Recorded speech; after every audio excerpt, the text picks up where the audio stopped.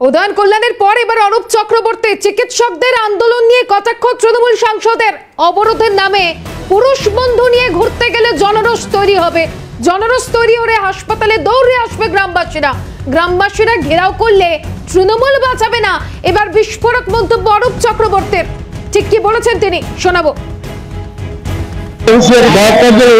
অনুরোধ করেছি যে দয়া করে আপনারা চিকিৎসাটা করুন। মা বাবা কষ্ট করে এই চিকিৎসা ডাক্তার বানানোর জন্য পাঠিয়েছে, রোগীদের সেবা করুন, আপনার কবিতা কষ্ট করুন। আপনারা প্ররোচনায় পা দেবেন না। আন্দোলন করেছেন, ধন্যবাদ জানাই। জনরোষ হবে যদি হাসপাতালে রোগী মারা যায়, ডাক্তাররা যদি ডাক্তারি না করে অবরোধের নাম করে বাড়ি চলে যায়, যদি বয়ফ্রেন্ড নিয়ে ঘুরতে যায়, আর তো অটোমেটিক হবে। রোগী যদি বিনা চিকিৎসায় হাসপাতালে মারা যায় তাহলে মানুষ ছেড়ে দেবে গ্রামের মানুষ। আরো বিস্তারিত জানবো স্বরূপ রয়েছে টেলিফোন লাইনে। স্বরূপ, উদয়ন কল্যাণের পরে এবার অরূপ চক্রবর্তীর এহেন মন্তব্য, কি বলবে? দেখো, একদম ঠিক। উদয়নপুরের পরে কিন্তু বাঁকুড়া তৃণমূল সাংসদ অরূপ চক্রবর্তী মুখ্যমন্ত্রীর গায়ে কালি লাগানোর চেষ্টা করলে কিন্তু একদিকে যেমন হাত মুদ্রে দেওয়ার নিদান দিয়েছেন, আবার অন্যদিকে এই চিকিৎসকরা তারা যে জনরসে পড়তে পারে এমনও কিন্তু তিনি অভিযোগ করেছেন। কারণ বারংবার দেখতে পাওয়া যাচ্ছে বিভিন্ন সময় তৃণমূল নেতারা যে এইভাবে তাদেরকে কটূক্তি। কারণ বাঁকুড়া সম্মেলন মেডিকেল কলেজের যে আন্দোলনকারী জুনিয়র চিকিৎসক তাদেরকেও কিন্তু সতর্ক করেছেন। সাংসদ বলেছেন কর্মবিরতির নামে জুনিয়র চিকিৎসকরা যে বেড়ে যাচ্ছেন এবং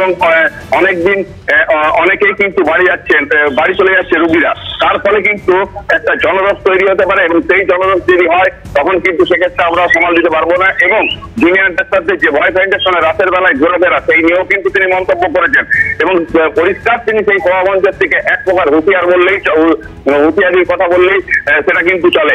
এছাড়াও কিন্তু তিনি পুলিশকেও কিন্তু হুঁশিয়ারি দিয়েছেন যে তারা যে রাম বামকে দেখে তারা যে কাজ করছে এবং তারা যদি নিরপেক্ষ ভাবে যদি না কাজ করে তাহলে কিন্তু তাদের বিরুদ্ধেও কিন্তু কঠোরভাবে তারা পদক্ষেপ করবে, এমনও কিন্তু হুঁশিয়ারি।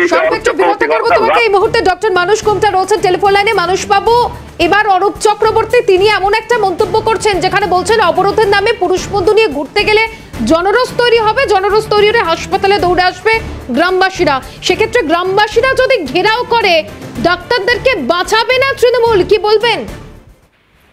জনরস তৈরি হয়েই আছে, জনরস তৈরি হয়ে আছে এই বিচার না পাওয়ার জন্য। জনরস চিকিৎসকদের বিরুদ্ধে নয়, বিচার না পাওয়ার জন্য জনরস তৈরি হয়ে আছে। আরেকটা কথা বলতে চাই, ওনার কাছে মানে যে সিনিয়র কোনো ডাক্তার কিন্তু এই কর্মবিরতি বা যাই বলুন না কেন সেটাতে কিন্তু নয়। একদম পশ্চিমবঙ্গের প্রান্তিক গ্রাম থেকে শুরু করে সমস্ত মেডিকেল কলেজে যত সিনিয়র ডাক্তার আছে তারা কিন্তু কাজ করে যাচ্ছেন এবং দিনের পর দিন অতিরিক্ত চাপ নিয়ে যারা আন্দোলনে সামিল আছে তারা একটা ক্ষুদ্র অংশ, সেটা হচ্ছে জুনিয়র ডাক্তাররা। তাতে যদি সরকারের এরকম ত্রাহি রব হয় বা তারা যদি হুমকি দেওয়ার চেষ্টা করেন, এর থেকে দুঃখজনক এবং বেদনাদায়ক আর কিছু হতে পারে না। আমরা দেখতে পাচ্ছি বিচার না করে তারা ভয় দেখানোর চেষ্টা করছেন বা অন্যরকম বার্তা দেওয়ার চেষ্টা করছেন। অলরেডি 3 জন ডাক্তারবাবুকে আপনারা জানেন যে ডক্টর সুবর্ণ গোস্বামী, ডক্টর কুণাল সরকার এবং ডক্টর রাজা ধরকে আজকে সকালবেলা খবর পেলাম লালবাজার ডেকে পাঠিয়েছে। যে পুলিশ ওই আর্জি করে গুন্ডামি বন্ধ করতে না পেরে, ভাঙচুর বন্ধ করতে না পেরে হচ্ছে ওই নার্সিং স্টাফেদের ঘরে ঢুকে যায় তার নিজের আত্মরক্ষার জন্য, সেই পুলিশ যে পুলিশ বিচার দিতে না পারার জন্য হাইকোর্টের অর্ডারে সিবিআই তদন্ত হচ্ছে, সেই পুলিশ হচ্ছে এখন বার্তা দেওয়ার জন্য ডেকে পাঠাচ্ছে ডাক্তারদের। ফলে এর থেকে লজ্জাজনক, দুঃখজনক, বেদনাদায়ক কিছু নেই। উঠছে অবশ্যই মানুষবাবু, আপাতত ধন্যবাদ আমাকে। অন্যদিকে ডক্টর ইন্দ্রনীল খাঁ এই মুহূর্তে রয়েছে টেলিফোন লাইনে। ইন্দ্রনীল বাবু, একটা বিস্ফোরক মন্তব্য করেছেন অরূপ চক্রবর্তী। তিনি বলেছেন যে অবরোধের নামে মহিলারা পুরুষ বন্ধু নিয়ে যাচ্ছে, সেখানে কোনো কারণে জনরোষ তৈরি হলে গ্রামবাসীরা ঘেরাও করছে, আর যদি গ্রামবাসীরা ঘেরাও করে সেক্ষেত্রে চিকিৎসকদেরকে বাঁচাবে না তৃণমূল। আপনি কি বলবেন? সব অধ্যাপক যারা পড়াশোনা করে তারা বলটা বেশি বেড়ে যায়, তো তৃণমূলের ভোট ব্যাংক হতে চায় না।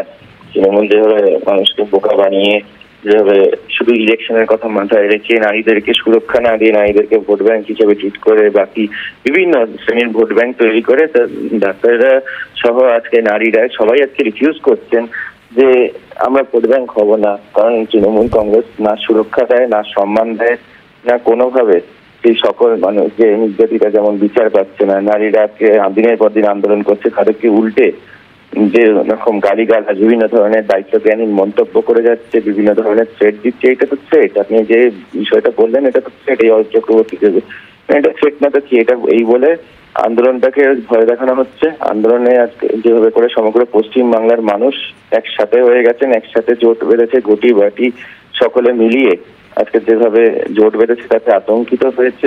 তৃণমূল কংগ্রেস আতঙ্কিত, মমতা বন্দ্যোপাধ্যায় আতঙ্কিত এবং তৃণমূলের নেতামন্ত্রী আতঙ্কিত হয়েই বিভিন্ন ধরনের অশালীন মন্তব্য করছে এবং সে ধমকানো চমকানো জেনে রাখুক। যখন আন্দোলন করছে, জন আন্দোলন গড়ে ওঠে, তখন এই থ্রেট যারা দেয় তাদেরই বরঞ্চ বকলমে সেই থ্রেট গুলো কি তাদের উপরই প্রতিবাদের ঢেউ আছড়ে পড়ে। একেবারে তাদের মনে রাখা দরকার। একেবারে অনেক ধন্যবাদ ইন্দ্রনীল বাবু।